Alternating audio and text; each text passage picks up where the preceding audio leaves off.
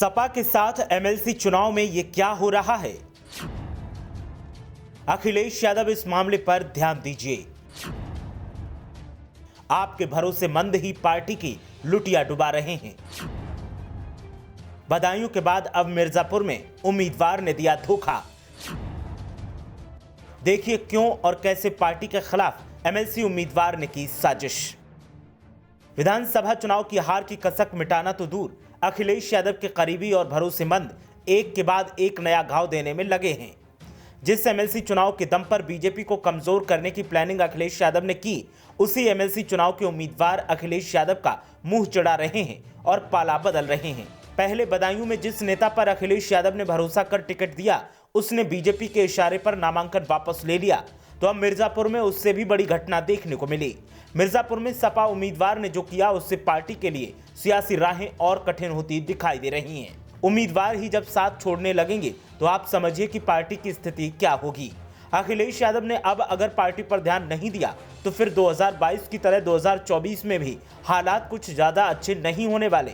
मिर्जापुर से अखिलेश यादव ने रमेश यादव पर दांव खेला था और एमएलसी चुनाव का उम्मीदवार बनाया था, लेकिन रमेश यादव ने अखिलेश यादव के भरोसे को ही चकनाचूर कर दिया और इसका फायदा बीजेपी को मिल गया।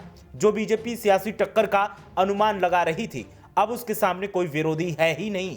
दरअसल मिर्जापुर सोनभद्र विधान परिषद चुनाव परवान चढ़ने के पहले ही शांत हो गया। समाजवादी पार्टी के प्रत्याशी रमेश यादव चुनावी मैदान छोड़कर भाग निकले। उन्होंने जिला निर्वाचन अधिकारी प्रवीण कुमार लक्षकार को पत्र सौंपकर ये जानकारी दी और नामांकन वापस लेने की घोषणा कर दी।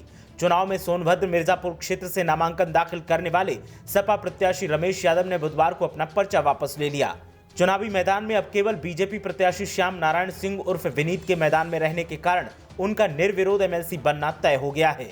इसके बाद बीजेपी प्रत्याशी श्याम नारायण सिंह ने इसे भगवान श्री राम और माता विंध्यवासिनी की कृपा बताया। उन्होंने कहा कि बीजेपी की नीतियों और कार्यों के चलते लोगों का जन समर्थन हासिल हो रहा है। सपा उम्मीदवार ने जिस कारण से अपना पर्चा वापस लिया वो तो वही जाने, लेकिन ये सब प्रभु कृपा और जनता के प्यार का नतीजा है। मिर्जापुर सोनभद्र क्षेत्र से विनीत सिंह वीएसपी के 2010 में एमएलसी बन चुके थे और एक बार फिर अब उनका चुना जाना तय है। अब बीजेपी खेमा जश्न मना रहा है और सपा खेमे में आरोप प्रत्यारोप का दौर चल रहा है।